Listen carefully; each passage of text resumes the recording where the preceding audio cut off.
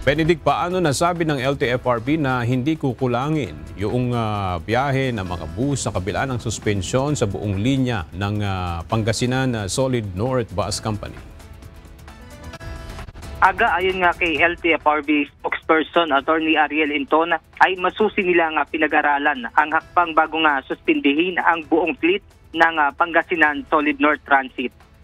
Ayon sa Department of Transportation ay nasa 270 bus nito ang hindi makakabiyahe.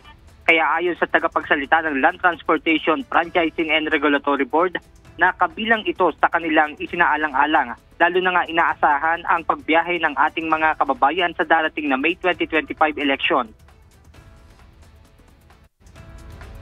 Kinonsider din po ng board itong mga ganitong argumento at nakita naman ng board na since 2 weeks ago ay tumatanggap na po ang LTFRB board ng mga application for issuance of special permit. Isa pa sa tiniyak ni Attorney Inton na handang tumulong ang LTFRB lalo na nga sa kinakailangang papeles para sa pagsasampa ng kaso.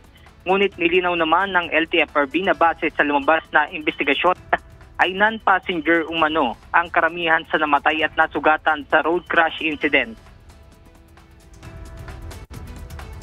So they will not be covered by the personal passenger accident insurance. Ang magiging coverage nila ay yung tinatawag natin third-party liability. Iba po ang coverage doon. Ang amount po doon ay 200,000 per accident, hindi po per person. Kaya yun po ang isang nakakalungkot doon na although we have to say na buhay din yan, why do we have to distinguish that sa terms ng insurance? Ayon pa nga sa LTFRB na bukod sa maliit, ang halaga ay pinaghahatian pa ito sa isang aksidente kung kaya napapanahon na nila para madagdagan ang benepisyo ng TPL insurance.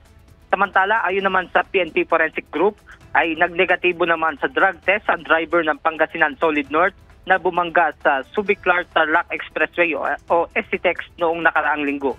At yan muna ang ating update mula rito sa Maynila. Balik sa inyo dyan, Aga. Maraming salamat, Benedict Samson.